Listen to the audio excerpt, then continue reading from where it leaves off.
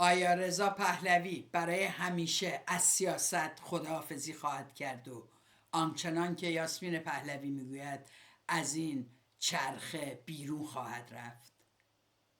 جریان اختلافات و دعواها و جنگ حاد درون جریان سلطنت طلب چیست؟ شادی امین هستم. در ولتاژ این هفته میخوام به این سوالات پاسخ بدم.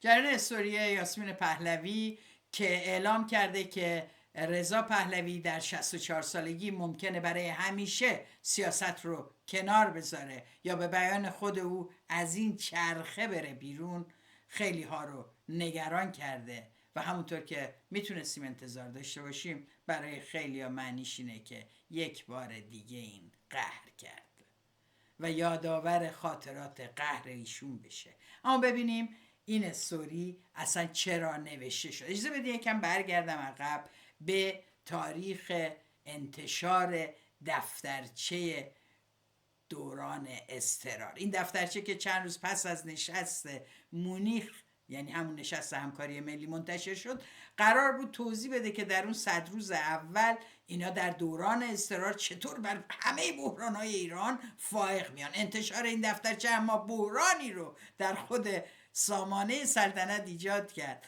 که غرق درش شدن تا آنجا که احتمال رفتن رضا پهلوی از پهنه سیاست رو میدن یا به عنوان یک تهدید دارن ازش استفاده میکنن. یعنی شکاف ها عمیقه و شاهزاده دلنگرانه و دیگه نمیکشه. البته این بارها گفته بود بابا من نمیخوام اینا رو، نمیخوام اینا، اما به یک جایی رسید که احساس کرد چرا نمیخوام، میخوام. کم کم اون نمیخوام نهاش کم رنگتر شد تا وقتی گفت میخوام. الان یاسمین پهلوی یک خبر به قول بسیاری از سامانه‌ای ها تلخ رو در واقع منتشر کرده پیش از وقوع. حالا تاریخچه این قضیه ببینیم چیه. رضا پهلوی بعد از اینکه دید خیلی انتقادات زیادی به این دفترچه شد و کسی مثل امیر طاهری اون رو دفترچه بیچارگی خوند، امیر طاهری که هنوزم میگه خود این شاهزاده خوبه. امیر طاهری نقدش این بود که در واقع میگفتش که ما قانون اساسی مشروطه رو نباید کنار بذاریم. اینا چرا قانون اساسی رو میخوان دوباره بنویسن و دوباره از اول بیارن؟ ما اونو داریم دیگه، بسه، هست، مشکلی نداره. یا دیگرانی از درون خودشون میگفتن که این تیم داره برای قدرت خودش مبارزه میکنه، این تیم شاهزاده خلاصه کم قدرت داده به شاهزاده در این دفتر، و انتقادات بسیار دیگه. مشروطه نیست، پادشاهی نیست، ناسالم، غلط، رهبری خیلی که البته در اون موقع دیگه در قدرت هستند. این بحث ها باعث شد که رضا پهلوی یه توییت بزن. یه دم که میبینین توی همین تصویر من، یه دم میگفتن این تیم شاهزاده اینقدر بدن، یه پاشون رسیده اینجا. اون مهدی حاجتی که اصلا تو شورای شهر بوده، اینا همشون خودیای اصلاح طلبان، همه از اونایی بودن که مدت‌ها علیه رضا پهلوی مینوشتن تا پاشون رسیده به نزدیکیش شدن سلطنت طلب و اینا دارن در واقع در این اسب تراوا. ببینید کیا رو قایم کردن: فائزه رفسنجانی هست، تاجزاده است، مجید توکلیشون هست و چند تای دیگه که اینا رو در واقع دارن میبرن ایران. قصدشون شاه نیست، دورش جمع شدن تا به هوای اون قدرت بگیرن برن. امیر طاهری رو تئوریزم میکرد. این حرفا و این بحثا باعث شد که رضا پهلوی یک توییتی بزنه. در اون توییت اومدش گفتش که من در واقع خیلی از همه انتقادات و پیشنهاد استقبال میکنم، اما در مقابل تخریب سازمان یافته، اتهام زنی و تهمت زنی، انگار که اصلا سلطنت طلبها این کارو تا حالا نکردن، و الغای بی‌اعتمادی علیه برنامه و تیم من. این نکته برای رضا پهلوی مهمه: الغای بی‌اعتمادی یعنی نقدها، نشون دادن بیکفایتیشون، استفاده از چت جی پی تی و غیره. من اینو البته به این دفترچه استارا در برنامه دیگه در ولتاژ اشاره میکنم، بحث الان من نیست. این باعث شد که رضا پهلوی یاد بگیره که این رفتارها و تلاش برای ترسیم چهره‌ای بی اختیار، ناتوان و تحت نفوذ از من، توهینی آشکار به شخصیت من و به شعور سیاسی هممیهنانم است. البته به نظر من براشون تیکه اول مهمتر بود که چرا به من میگین یه چهره بی اختیاری امیر اعتمادی داره میگردونتت، چرا به من میگین ناتوانم؟ این همه من سازمان زدم، حزب زدم، بارها جنبش‌های اجتماعی رهبری کردم، میدونم که ای باید فراخوان داد، میدونم چجوری باید سخنرانی کرد، همه چیو بلدم، چجوری اینو من میگه؟ و تحت نفوذ کی من وایستادم کسی بهم بگه چی کار کن چی کار نکن؟ خودم از منشور مهسا اومدم بیرون، خودم اون کاری کردم، خودم این در واقع تصویری که از خودش ارائه داد و نشون داد که ناراحت شده، برگشت گفت من چنین افرادی را حامی خود نمیدانم و حملات زشت، افترامی، سازمان یافته و هدفمندشان را که با هدف داره به یه بخشی از سامانه میگه ها، به اون معترضین درون خودشون و الا اون بخش مخالف دیکتاتوری که دائم بودن و حرف زدن و حملات زشت، افترامی، سازمان یافته و هدفمندشان که با هدف کمرنگ کردن موفقیت بزرگ فلان شده قاطعانه محکوم میکنم. همچنان در کنار همه کسانی که به رهبری، اصول و غیره من اعتقاد دارن، گفت از اونا در کنارشون ایستادم و به کسانی که چنین باوری ندارن توصیه میکنم فردی را بیابند که دیدگاهایشان را نمایندگی میکند و از او حمایت کنند. خلاصه گفت من ناراحتم، نمیخواین برین آدم خودتون رو گیر بیارین، من همینم که هستم، نه انتقاد میپذیرم نه حاضرم خودم رو عوض کنم. در برنامه مختلفم گفتم حاضر نیستم قربانی آزادی ملت بزرگ ایران شدم. این حرفایی بود که زد، اما حتی این حرفاش انتقادات رو ساکت نکرد، جنگ همچنان در جریان بود تا جایی که در واقع مصاحبه های بسیاری علیه این سامانه بیرون اومد از بین خودشونه، این دعواهای بین خودشونه. یاسمین پهلوی در استوریش به این موضوع برخورد میکنه. پدر بزرگش خوب بوده ولی خودش ضعیفه. ما همه آدمیم دیگه. این داره حرف میزنه در دفاع از رضا پهلوی، استوریش باز نشده، یه تیکش رو هم بشنویم. منطقی داره میگه چجوری میشه دو نسل قبل طرف خوب بودن خودش بد باشه. من الان 2 روزه. خب این بنده خدا در دفاع از رضا پهلوی تنها استدلالش اینه که بگه با بزرگش خوب بوده، باباش هم خوب بوده، اینم از مستندای من و تو یاد گرفتیم، پس خودش هم حتما خوبه دیگه غیر این هم هیچ امیدی نداریم. یاسمین پهلوی بهش اضافه کرده، گفته همه اینا رو این گفت، منم اضافه میکنم بهش که رضا پهلوی 64 ساله است، یعنی دیگه طرفای بازنشستگیه و زندگیش رو وقف ایران کرده است، یعنی کلو گذاشته دیگه چقدر بذاره. حالا درک ایشون از اینکه زندگیشو وقف کردم احتمالاً با درک من و شما و خانواده ها و زندانیان سیاسی و کسانی که در ایران مبارزه کردن متفاوته. اما در ادامه میگه بعضی ها ممکن است فکر کنند شخص بهتری وجود دارد. یواش که تو دلش گفت به اونا میگم مرگ بر سه مفسد ملا چپی مجاهد. امیدوارم آن فرد را که قدرت و صداقت بیشتری دارد پیدا کنید، چون او به زودی از این چرخه بی پایان کنار خواهد رفت. شنیدین چی شد؟ در واقع گفت اگه میخواین اینو قبول ندارین برین آدم خودتون رو پیدا کنین رهبریتون کنه، چون ایشون به زودی از این چرخه بی پایان کنار خواهد رفت.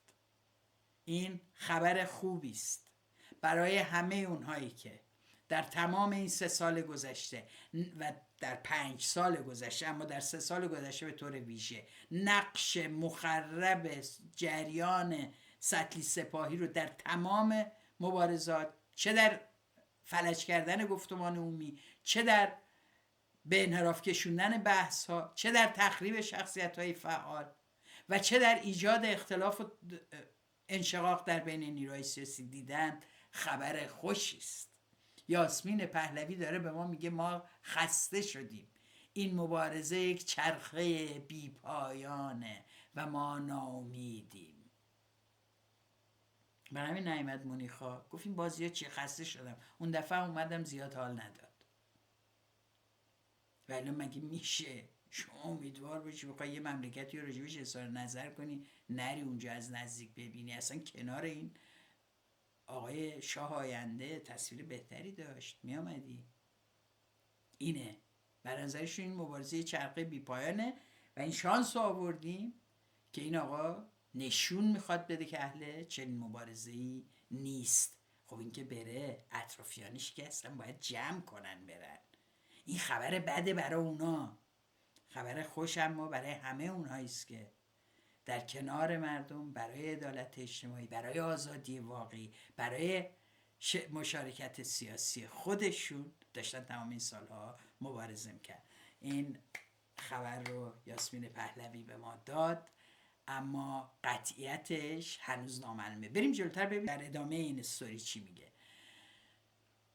میگه به نظرم وقتی او از این مبارزه بیرون برود، ایران 100 سال یا بیشتر دیگر گرفتار همین آخوندهای نادان و فرزندانشان خواهد ماند که کشور و منابعش را نابود کنند. یعنی اگر رضا پهلوی نباشه، این 85-90 میلیون ایرانی یه آدم به درد بخور ندارن، این گله بدون چوپان میمونه. تهدیدم میکنه 100 سال آینده زیر آخوندا میمونه اگه رضا پهلوی نباشه. واقعا لیاقت داشته باشین بپذیریشون دیگه. این نهایت احترام اینا و به توانایی های جامعه است. و در آخرش میگه که ساعت در حال تیک تاک است. Große Uhren machen tick, tack, tick, tack. Kleine Uhren machen ticke, tacke, ticke, tacke. Und die kleinen Taschenuhren ticke, tacke, ticke, tacke, ticke. خب خوشی ما از این تیکی تاک اینه که کی این خبر اعلام میشه. خبر این که بخش متحد سپاه در خارج از کشور از صحنه سیاست به کنار می رود. ولی موضوع به همینجا ختم نمیشه و یاسمین پهلوی در استوری دیگری آدمایی که الان میبینید دارن با برنامه شاهزاده رضا پهلوی مخالفت میکنن، اینا اصلا جدید نیستن. این یه رویکرد جدید نیست. در دشمنی با محمد رضا شاه هم از چیزی فروگذار نکردن. حیوانه که عقب فکر میکنه همه کسایی که الان با رضا پهلوی مخالفن و تمام این سامانه و وحشیگری هاشون رو میبینن و ناراحتن، همون نسل زمانشاهی هستن. اصلا به جوونا و دیگران اصلا نه اعتقادی دارن نه توجه میکنن. انعکاس استوری یاسمین پهلوی باعث شد که وحید بهمن عکس العمل نشون بده. ببینیم چی گفت. وحید بهمن اینجا میگه که من بار دیگه اعلام میکنم که پشتیبان کامل و تمام قد شهریار ایرانم شاهزاده رضا پهلوی. خب یعنی رأی مردم و اینا نداریم، من پشتشم. و این استوری والا حضرت یاسمین پهلوی برای دلسوزان میهن بسیار مهم و حاوی نکته هاست. خودشم که میگه من پادشاهی خواهیم در ایران فقط با پهلویه، نباشه خون را میندازم. این توییت وحید بهمن نشون میده که استوری یاسمین پهلوی که قرار بوده دل اینا رو بلرزونه کار کرده، نگرانشون کنه و واقعا هم برای اونا نگران کننده است. ما حالا داریم میخندیم، شما فکر نکنین خود سامانه وضع درش خرابه. وحید بهمن اما به این توییت اکتفا نمیکنه، همینجور داره توییت میزنه. در توییت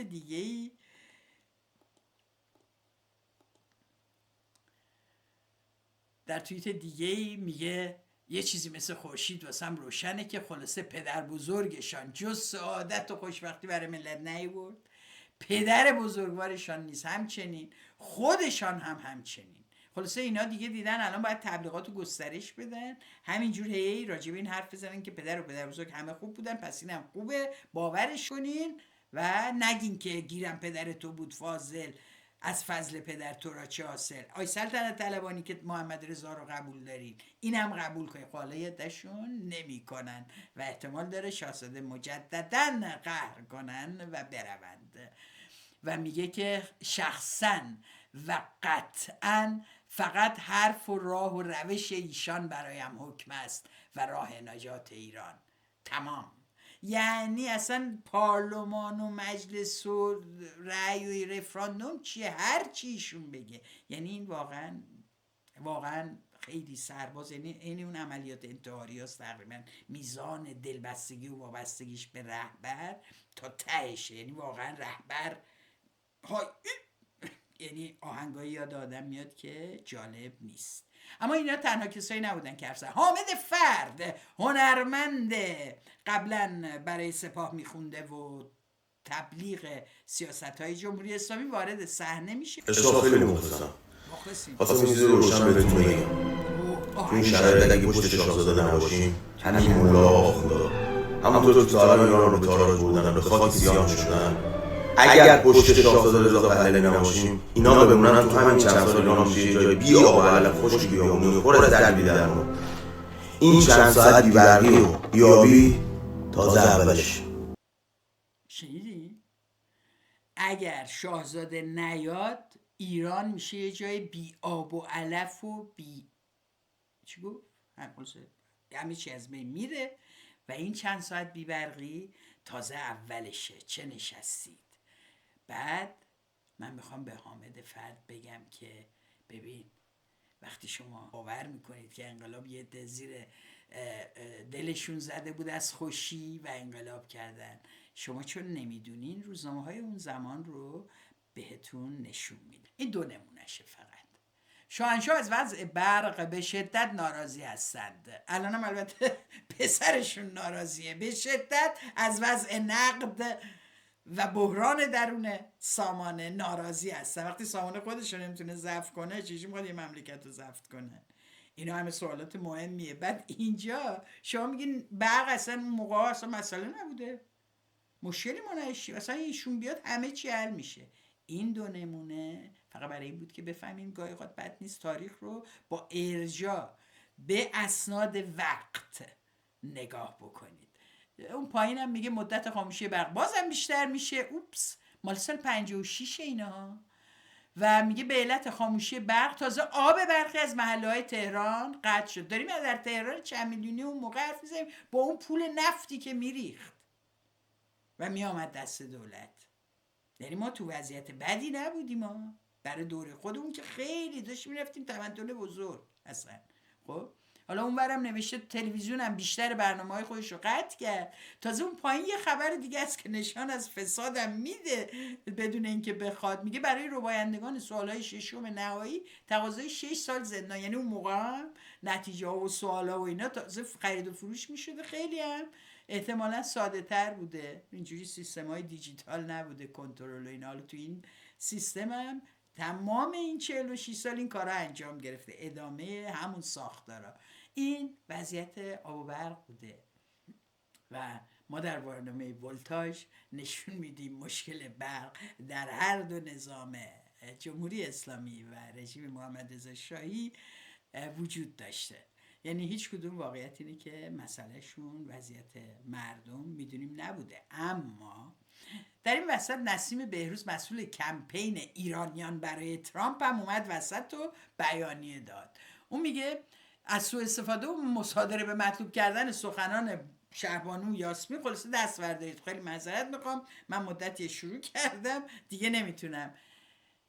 این خانوم هم به ما میگه که ساعت در حال تیک تاکه. ایشون هم میگه خیلی کار داریم در رابطه فرهنگ سازی.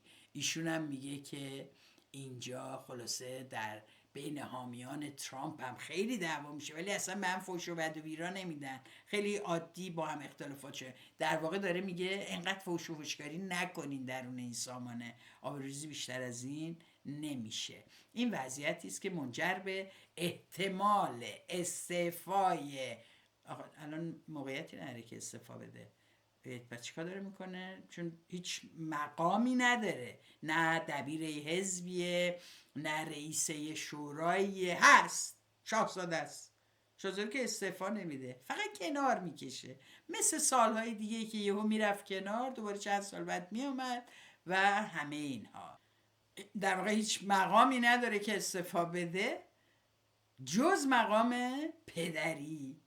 البته من امروز داشتم برای کسی که اینجا به دنیا اومده توضیح میدادم، یه دختر جوونی بود، داشتم توضیح میدادم که آره رضا پهلوی خودش میگه به من بگین پدر. یهو گفت او، اما با لهجه خیلی شکسته برگشت گفت یعنی اگر ما بپذیریم که او پدرمون باشه ما هم امکان رسیدن به سلطنت داریم. دیدم سوال جالبیه، یعنی ولیعهد میشیم یا نه؟ بی خودی هم پدر علکی هست، نه مسئولیت ما رو داره نه هیچی، فقط ما باید دوست داشته باشیمش و عاشقش باشیم و بهش احترام بذاریم، حتی حرفشو گوش بدیم، مواظب باشیم آزرده نشه. چون اگه یادتون باشه امام هم اگه آزرده میشد رفسنجانینا میامدن هی میگفتن امام آزرده شده. الان سعید قاسمی نژاد و این دوروریاش امیرحسین اعتمادی اینا دارن در گوش بقیه میگن امام آزرده شده، وحید بهمن توییت میزنه امام آزرده شده، حامد فرد ویدیو میده، همشون مشغولن مقابل آزردگی و ناراحتی رضا پهلوی موضع بگیرن.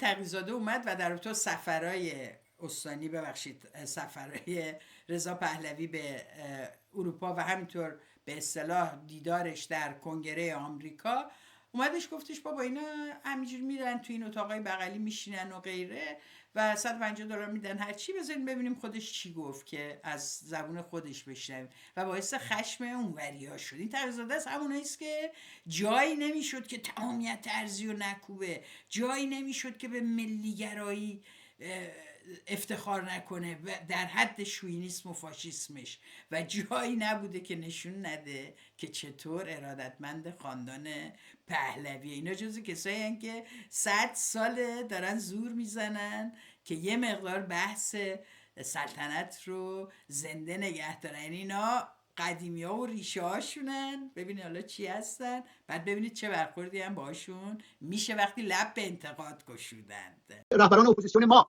که میرن یک اتاق در مثلا وستمینستر پارلمان بریتانیا اجاره میکنن $150 و 150 پوند و بعد میگن ما رفتیم با اعضا، رفتیم با مجلس بریتانیا وارد مذاکره شدیم. $120 یک اتاق در کنگره اجاره میکنن و دو سه نفر از همین نمایندگان دوریالی کنگره رو هم که تو راهروها عبور میکنن توی اتاق میشونن، بعد میگن ما رفتیم آقا با نمایندگان کنگره آمریکا مذاکره کردیم و این دروغ‌ها رو به عنوان مبارزه سیاسی تحویل مردم میدن به این اعتبار که فکر میکنن مردم خام هستن و این حرفا رو میخرن. من نمیدونم الگوی انتقال قدرت از این حکومت چه الگویی است و این چطور اتفاق میفته، این رو من واقعا نمیدونم و اعتراف میکنم اونهایی که دفترچه می‌نویسن، مشت می‌نویسن، دوران گذار تعیین میکنن، دوران نمیدونم استقرار تعیین میکنن، شاید بهتر از من میدونن، هم الگوی تغییر حکومت رو میدونن و هم فکر میکنن که میدونن این دوران انتقال قدرت مثلا 100 روز یا 180 روز طول میکشه، براش حتی نقشه میکشن، در حالی که مطمئن هستم دو تا چهار تا مشکلات ایران رو هم درک نمیکنن. این آدمایی که این بازی‌ها رو در میارن به دنبال زندگی روزانه‌شون هستن و به دنبال پر کردن کیسه هاشون هستن و به دنبال حفظ مشاغل خودشون. وقتی به لیست لابیگران نگاه میکنید میبینید تمام ابونانسارش ازش حقوق میگیرن، ولی وقتی به هدفاش نگاه میکنید میگه من میخوام ایران بدیم آزاد. این ایران آزاد کردن دکان برای اونها نان میشه، ولی برای مردم ایران آب نخواهد. کنایه‌های شما بیشتر تا اونجایی که من برداشت می‌کنم متوجه شاهزاده رضا پهلوی است. ایشون مدعی است که مبارزه میکنه، ولی فاندریزینگ از دید من واقعا مبارزه نیست. اطرافیان ایشون هم که به امثال من یا طاهری یا هر کس تهمت میزنن که ما پادشاهی خان نیستیم، مشروطه خان نیستیم، برای من مصداق کارشون شبیه این است که یک نو مسیحی، نو نصرانی. خب اینا رو شنیدین، این اومد حرف زد و اعتراضشو گفت، وحید بهمن جوابشو میده. میگه که فرومایه آقا پدرتون گفت نگین این حرفا رو، زشته. آقای تقی‌زاده بالاخره جای پدر بزرگ شماست اگه شاهزاده پدرتونه. فرومایه اگر میشود با $150 با چند نخست وزیر سابق انگلیس و نمایندگی فعلی مجالس انگلیس و آمریکا دیدار کرد، بالا ما اون $150 هم ندادیم، رفتیم این دیدارا رو داشتیم رسمی علنی و با شرح صحبت‌ها و حرفایی که زده شده. خب چرا به جای قور زدن و ناله کردن و مزخرف گفتن نمی‌کنین این کارا رو؟ بابا کردن اینا، شما کجایین؟ اینا هر جایی که گیر آوردن این کارا کردن. فاندریزینگ شرف داره به پول از این دولت و آن دولت خارجی گرفتن، دارن حالا دست هم رو میکنن. بعدم میگه فاندریزینگ شرف داره به پول از دولت فلان گرفتن. خب فاندریزینگ همینه دیگه، نمیدونی یا خودت میزنی به ندونستن یا همتون همینجوری؟ واقعا کافیه. من دیگر ذره احترام برای این فسیل ها ندارم، پس درس اخلاقتان را نگه دارید برای خودتان. دقت کردین چقدر بیادب واقعا. به تقی‌زاده میگه فسیل. ببینید اینم هومن خلیلی شونه، اینم میگه دیگه ببندید دهنتون رو، حتما باید بهتون مستقیم بگن. یعنی تا حالا غیر مستقیم میگفتیم، بقیه رو میزدیم تا شما حساب کار خودتون رو بکنید، نفهمیدین. جمع کنید این خود بزرگ بینی را، یه مش پیر پاتال که نتونستن حکومت پهلوی رو نگه دارن. یعنی طلبکار شدن. اول بودن 57 ها که ریختن، حالا به طرفدارای پهلوی که مسنن میگن اینا اون موقع میتونستن و نگه نداشتن پهلویو. بابا جون شما خودتون دادین رفت. اونی که ترک کرد، کشتی رو ترک کرد، ناخدا نیست. واقعا نظرشون راجع به اینا چیه؟ اگه اینا پیرپاتالن، اینا کجا بودن؟ تو نشست همکاریمونی خودم. من یادم یه 2-3 نفری مثلا نمیتونستن بیچارا نفس نشن اون 3 تا پله رو بیان. خوشم بعضیشون گفتن دیگه نفسی نیست. پس شما نظر آدم هست که شما رو یاد سن و سالشون میندازه. جوون باشن میگین جوونی و جوجه اگه مخالفتون باشن و مسن باشن، به جای اینکه از تجاربشون بگین استفاده میکنین، شما چون مخالفتون شدن در کجا؟ نظرات اینا هم این شما ارتجاعی ها، نه اینکه فکر کنین با نظر مترقی ضدتونن. اینا فهمیدن که علیرغم تلاش‌های چندین سالشون برای زنده نگه داشتن نام رضا پهلوی در صحنه سیاست، چون که خودش کاری نمیکرد، اینا هر جا اسمی آوردن، اینا تلاش میکردن، امیر طاهری و ایشون و امثال ایشون، همه اینا الان پشیمونن و زدن زیرش، اما جواب نمیدن که با این فسیل ها چه میکنند. این ماجرای احتمال استعفای رضا استعفا که معنا نداره، کنارگیریش از سیاست، به نظر من حتی اگر اجرا نشه امروز، یعنی اگر رضا پهلوی بالاخره در یک پیچ تاریخی این صحنه رو ترک خواهد کرد، نه ظرفیتش رو داره، نه نشون داده که عرضه داشته باشه و نه اهل این کار. یعنی اگر چشمانداز قدرت فوری رو نبینه، این چنین وقت نمیذاره، دوباره برمیگرده به ستینگ یا تنظیمات کارخانه ایش و هر چند سال 1-2 تا مصاحبه انجام میده، احیانا در 2 کنگره مثل ما هستیم و جشن و سلبریتی فلان ایرانی و غیره میره شرکت میکنه و یه حضوری داره. این نقش رو میتونه در آینده هم بازی کنه. اون نقش هم بیشتر میپسندید. هر جا هر کی میدید خوشحال میشد، درگیر سیاست نبود، نظراتش معلوم نبود، رفتارهای هوادارش معلوم نبود، رفتارهای همسرش معلوم نبود، رفتارهای تیمش معلوم نبود، تیمی نداشت، خودش واسه خودش اونجا داشت میگشت. اما وقتی این مسئله مطرح میشه، نشون میده که این آدم ظرفیت رهبری یک جنبش رو نداره، اون هم برای کشوری مثل ایران که نه تنها با کثرت نظرات ما روبرویم، کثرت احزاب روبرویم، بلکه کثیرالمله هم هست، یعنی اتنیک‌های گوناگون دارن زندگی میکنن که مطالبات و خواستهای خودش رو دارن و میتونن قبول نداشته باشن یک کسی رو در مسئولیت و مقام، میتونن قبول داشته باشن. این یعنی مرگ سامانه سلطنت و مدعیان ایرانگرایی و ملیگرایی. اگر اونها رسیدن فوری به قدرت رو نبینن، وقتی برای به اصطلاح مبارزه سیاسیشون که یاسمین پهلوی بهش میگه چرخه بی پایان، بذر ناامیدی میپاشه، یا ما یا هیچ کس. بابا دیر اومدین، زودم میخواین برین خانم. شما حتی وقت نمیذاری توی کنفرانسی که اسمش از همکاری ملی به عنوان یه ایرانی وطن پرسته طرفدار پادشاهی شرکت کنی. همه این مجموعه اتفاقات اما به نظر من هرچه سامانه پهلوی نقشش در تفرقه انداختن، تخریب چهره ها، تخریب گفتمان ها، زدن نهادها کمتر بشه، جنبش های اجتماعی شانس بیشتری برای پیروزی دارن و جامعه ایرانی میتونه راحت تر تعیین تکلیف بکنه با وظایفی که برای انقلاب آتی داره.